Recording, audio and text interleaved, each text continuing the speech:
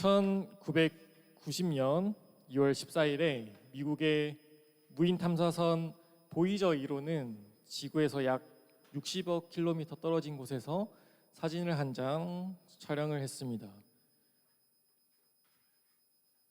한번 슬라이드를 넘겨주시면 감사하겠습니다. 네, 이 사진을 보이저 1호가 찍었다고 하는데 여기에 지구가 있다고 해요. 지구가. 여러분 어디 있는지 보이나요? 보이저 1호가 찍은 지구가 안 보이죠? 아직 한번 해봤는데 자 저기 보면은 저 흰색 조그만 점이 바로 지구라고 합니다. 저기 지구가 있습니다. 이 사진은 보이저 1호의 화상팀을 이끌었던 칼 세이건의 주도로 촬영이 되었습니다.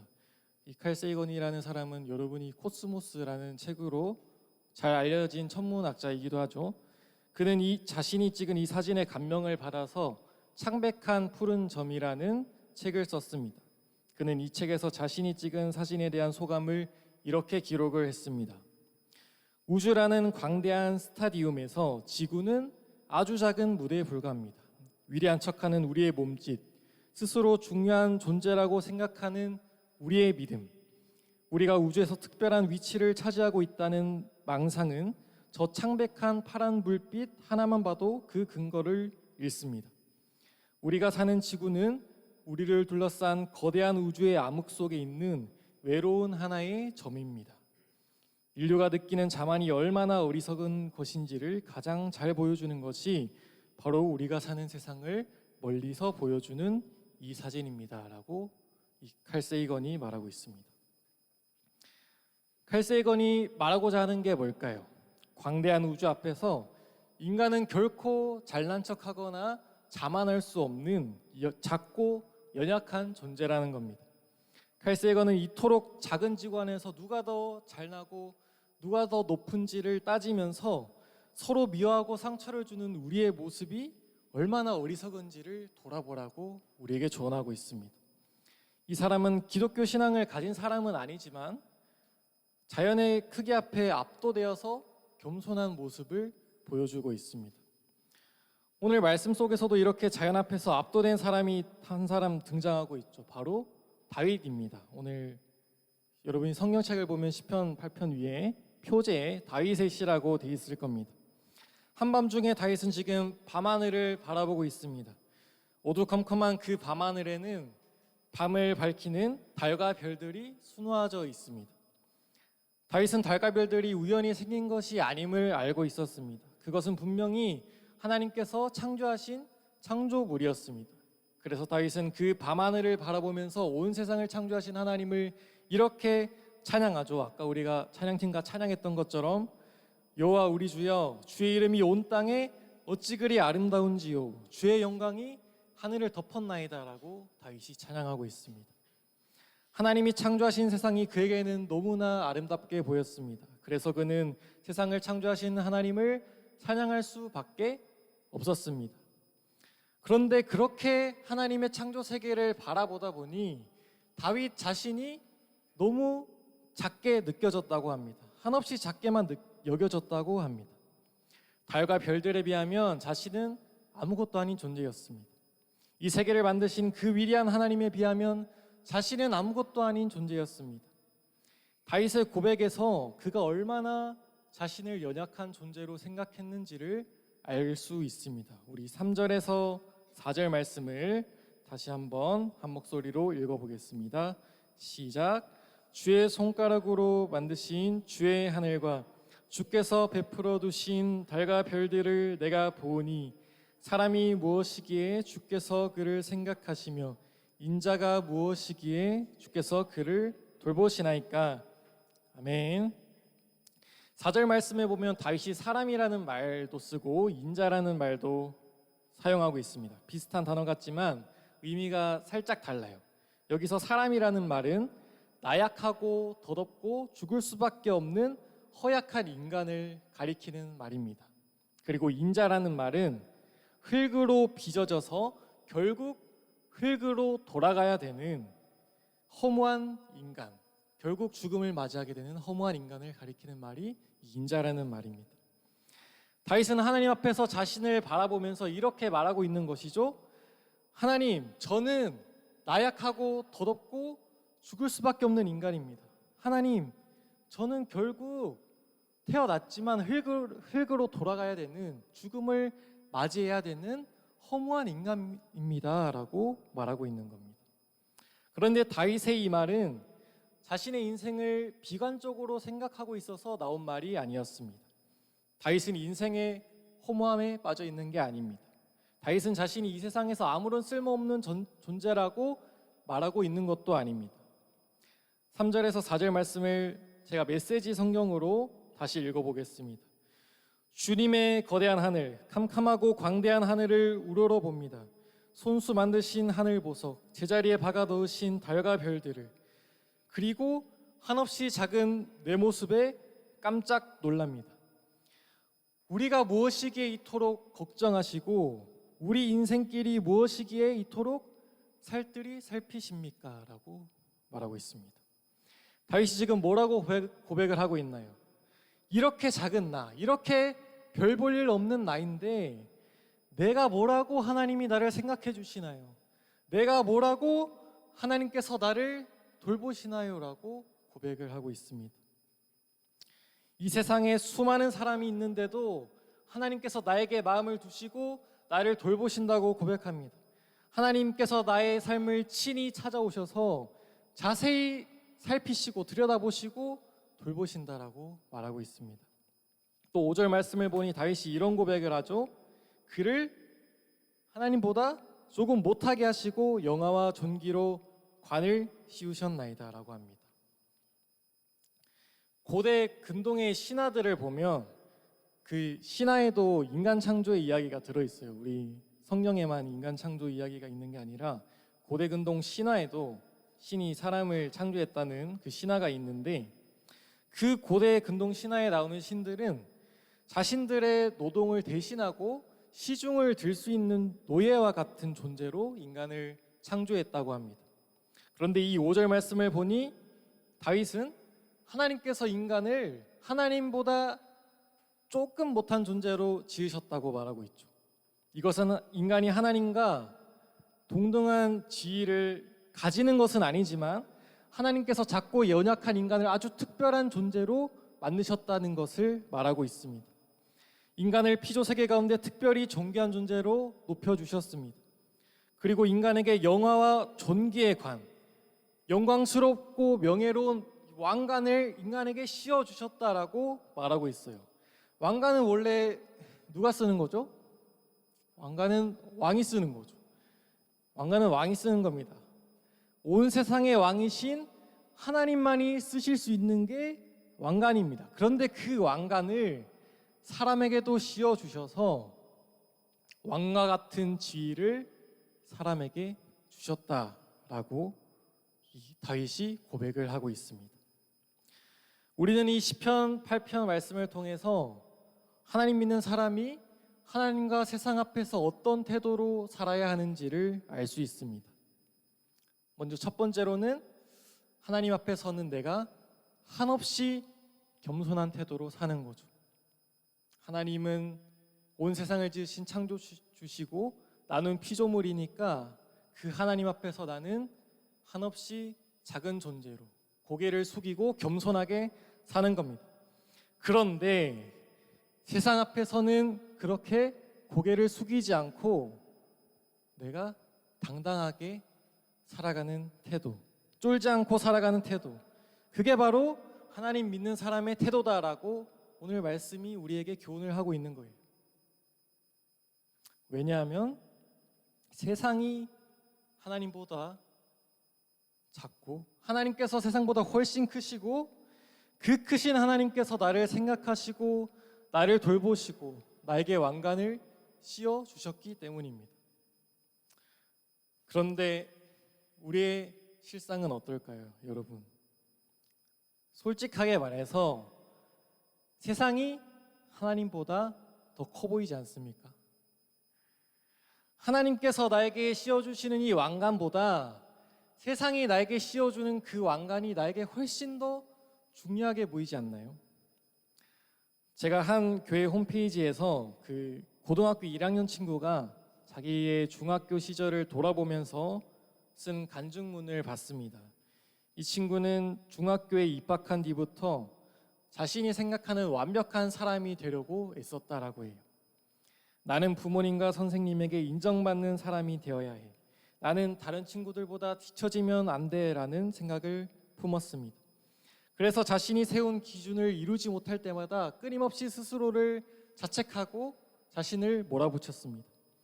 사람들에게 좋은 평가를 받을 때는 괜찮은 사람이 된 것 같았지만 기대한 만큼 해내지 못하면 자신이 미워졌다고 합니다. 이 학생은 과학고등학교 입시를 준비했다고 합니다. 열심히 공부했지만 불합격의 쓴맛을 보고 말았습니다. 그러자 자신의 존재 전체가 실패한 것처럼 느껴졌습니다. 이 학생은 그 일을 돌아보면서 자신의 마음속에 완벽주의와 또 인정받고 싶은 욕심이 있었다고 고백했습니다. 여러분, 이 친구의 마음에 다 공감이 되지 않나요? 하나님이 아무리 날 인정하신다고 해도 그 소리는 세상에서 잘 들리지 않습니다. 별로 중요하지 않습니다. 그것은 눈에 보이지도 않습니다. 세상 사람들이 그것을 알아주지도 않습니다. 오히려 우리에게 중요한 것은 하나님의 평가가 아닌 세상의 평가처럼 보입니다. 세상의 평가가 앞으로의 내 인생에 훨씬 더 중대한 영향을 미칠 것은 불보듯 뻔한 일이죠. 그러니 하나님께서 나에게 씌워주신다고 하는 그 왕관은 아무 쓰잘데기 없는 것처럼 보입니다. 세상이 씌워주는 그 왕관이 바로 내 인생의 목적이자 나의 전부처럼 느껴지기도 합니다. 그것을 위해서 노력하고 성취함으로써 나의 존재 가치를 증명하고 인정을 받고 싶은 마음이 우리 모두에게 있을 겁니다. 하나님이 씌워주셨다는 그 영화와 존귀의 왕관, 오늘 말씀이 말하고 있는 그 왕관은 내가 거들떠보지도 않고 세상이 인정해주는 왕관을 쓰는 것에 우리의 모든 관심이 쏠려 있을지도 모릅니다. 그것은 여러분에게 말씀을 전하는 저도 다르지 않아요. 제가 웬만해서는 제 개인적인 이야기를 잘 안 하는데 여러분에게 그게 제 설교의 원칙이기도 하고 또 여러분이 하나님만 바라봤으면 좋겠다는 마음에 그렇게 하는데 오늘은 좀 저의 부끄러운 이야기를 여러분에게 한번 나눠보겠습니다. 제가 2024년에 신양교회에 왔습니다. 신양교회는 제가 전도사로 처음 사역을 시작한 교회였어요. 제가 그 전까지는 교회 그 평범한 청년이었기 때문에 신양교회가 첫 사역지였습니다. 처음 시작하는 사역이니까 당연히 잘해보고 싶었습니다. 사람에게 인정받고 싶은 마음도 제 안에 많이 있었습니다. 여러분이 그렇게 생각할지는 모르겠지만 저도 완벽주의가 있었습니다. 잘하고 싶다는 마음 자체는 나쁜 게 아니죠. 그런데 그 마음속에 그 인정을 받고 싶은 그 마음이 있는 게 문제였습니다. 저는 솔직히 저에 대해서 굉장히 자신감이 넘쳤어요. 왜 자신감이 넘쳤냐? 일단은 나이가 젊어요. 제가 나는 MZ야. 나는 트렌드를 저는 그때는 좀 밈을 잘 알았거든요. 요즘에는 잘 모르긴 하는데 그리고 제가 그런 걸 또 잘 아니까 내가 애들이랑 또 소통도 잘할 수 있겠다 싶었습니다. 그러던 중에서 감사하게도 그 2024년에 여름 수련회 때 학생들이 굉장히 많이 참석을 했습니다. 기억을 하시는 선생님들도 있을지 모르겠지만 그때 학생이 31명이 참석하고 새 친구들이 8명이 왔어요. 여러분 그 새 친구가 온다는 게 그 이제 담당 사역자에게는 굉장히 뽕이 차는 일이거든요. 어깨가 딱 으쓱 올라가는 그런 일이에요. 여러분이 그 마음을 알지는 모르겠지만 내가 사역을 그래도 괜찮게 하고 있나 보다라는 그런 생각이 제 안에 들었습니다. 그런데 여름 수련회가 끝난 뒤에 그 새로운 친구들이 정착을 한 명도 못했어요. 한 명도 못하고 무척 안타까운 일이 벌어졌습니다. 그런데 그 일을 겪고 나니까 이제 저도 제 마음이 같이 꺾이는 그런 마음이 들었습니다.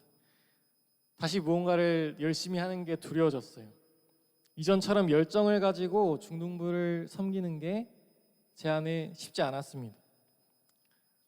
내가 뭔가를 잘못하고 있나? 내가 실패한 전도사인가? 나한테 뭔가 잘못한 게 있나라는 생각이 끊임없이 들었습니다. 저는 저 자신을 끊임없이 자책하고 몰아붙였어요.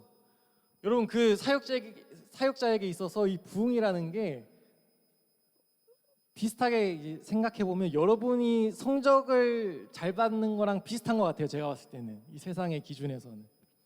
그래서 저는 끊임없이 저를 몰아붙였습니다. 어느새 사역이 저에게 있어서는 제 가치를 판단하는 기준이 되어 있었어요. 그러던 그해 9월에 신학교에서 매학기 열리는 2박 3일 사경회에 참석을 했습니다. 이 사경회라는 거는 우리가 교회에서 가는 수련회랑 비슷한 거, 찬양하고 기도하고 말씀 보고 이런 시간이에요.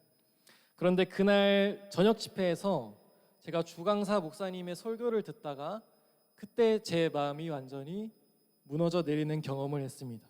제가 여러분에게도 이 말씀으로 한번 설교를 한 적이 있었는데, 그날 목사님께서는 예수님께서 광야에서 받으신 첫 번째 시험에 대해서 설교를 하셨어요.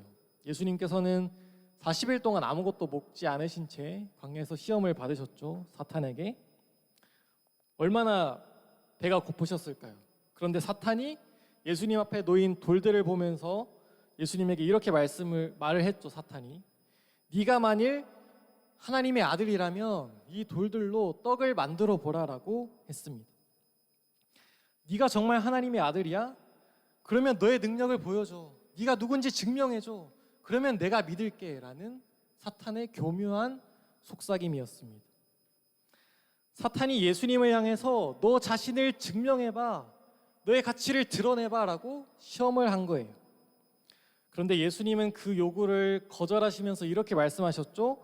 기록되었을 때 사람이 떡으로만 살 것이 아니요 하나님의 입으로부터 나오는 모든 말씀으로 살 것이니라 라고 말씀했습니다.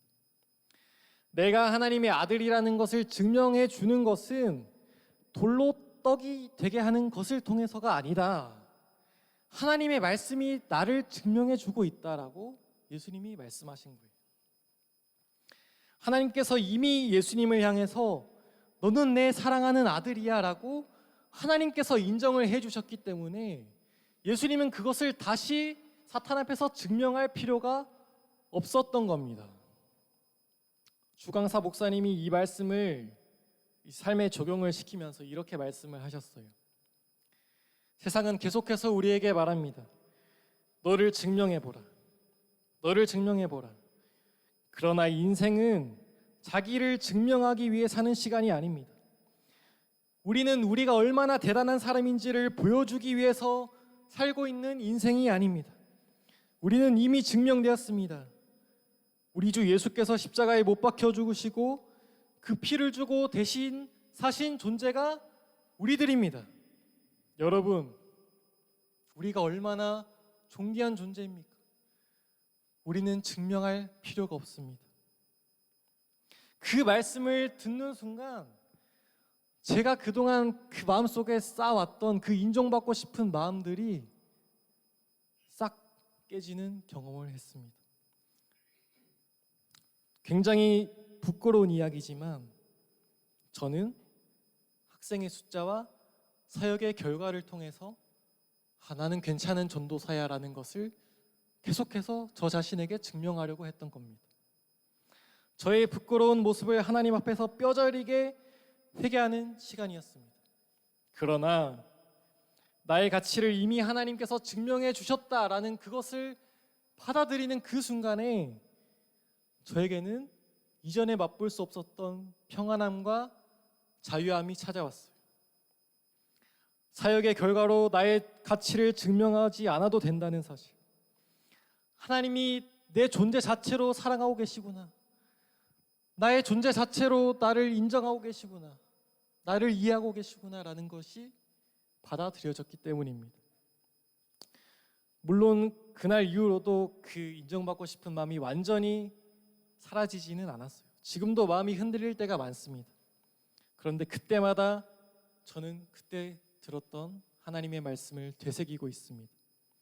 나의 가치는 하나님 안에서 이미 증명이 되었다. 하나님이 나를 증명해 주셨다라는 그 말씀입니다. 여러분, 세상이 인정해주는 그 왕관을 쓰기 위해서 열심히 노력하고 애쓰고 내 마음이 지치고 힘들 만큼 발버둥 치지 않아도 괜찮습니다. 그런 삶을 사는 여러분도 힘겹고 버겁지 않습니까? 세상이 인정해주는 왕관을 차지하기 위해서 숨가쁘게 달려가야 한다면, 평생을 그렇게 살아가야 한다면 우리의 인생이 너무 초라하고 비참하지 않을까요? 우리 인생이 참 허무하게 느껴지지 않겠습니까? 칼 세이건이 말했던 것처럼 저 멀리 우주에서 바라보면 그 코딱지만한 작은 점 위에서 우리가 사는데, 그 안에서 누가 더 잘났는지를 증명하기 위해서 아둥바둥 살아간다면 그 인생이야말로 너무나 불쌍한 인생이 아니겠냐고요. 우리가 우리의 존재 가치를 세상의 기준에서 찾으려고 한다면 우리는 평생 불안과 염려 속에서 하루하루를 살 수밖에 없을 겁니다. 하나를 이루면 그 다음에 또 다른 과제가 주어지고, 한 사람에게 인정받고 나면 또 다른 사람에게 인정받고 싶은 마음이 내 안에 몰려올 겁니다. 그러다가 우리는 평생을 나를 증명하는데 온 마음과 힘을 다해서 쏟고 살아갈지도 모릅니다. 세상이 씌워주는 왕관은 우리의 진짜 왕관이 아닙니다. 우리의 눈을 들어서 우리를 지으신 하나님을 바라봅시다. 온 우주를 지으신 위대한 하나님을 바라봅시다. 그 크신 하나님께서 작고 연약한 우리를 잊지 않고 생각하십니다. 우리의 삶을 찾아오셔서 우리의 삶을 자세히 돌보고 보호하고 계시답니다. 그리고 우리의 머리에, 우리 한 사람 한 사람의 머리 위에 영광스럽고 명예로운 왕관을 이미 씌워 주셨답니다. 여러분은 세상의 왕관을 얻어야만 가치 있는 사람이 되지 않습니다. 하나님께서 이미 우리에게 왕관을 씌워 주셨기 때문에 우리는 그 자체로 존귀한 사람들입니다. 그러므로 더 이상 세상 앞에서 나의 가치를 증명하기 위해서 아둥바둥 살지 않아도 괜찮습니다. 세상이 여러분을 향해서 끊임없이 말할 겁니다. 네가 괜찮은 사람이라면 증명해봐. 너의 가치를 증명해. 그럴 때마다 여러분 이렇게 고백하십시오. 하나님께서 이미 나에게 왕관을 씌워주셨어. 하나님께서 이미 나에게 왕관을 씌워주셨어 라고 고백하십시오. 우리의 머리에는 이미 하나님께서 씌워주신 명예롭고 영광스러운 왕관이 있습니다. 하나님께서 우리의 머리에 영광스럽고 명예로운 왕관을 이미 씌워주셨습니다. 그 사실을 믿으며 세상 앞에서 당당하게 쫄지 않고 어깨 피고 살아가는 우리 중등부 친구들 되기를 간절히 기도합니다. 우리 함께 우리 찬양은 생략하고 바로 함께 기도하겠습니다.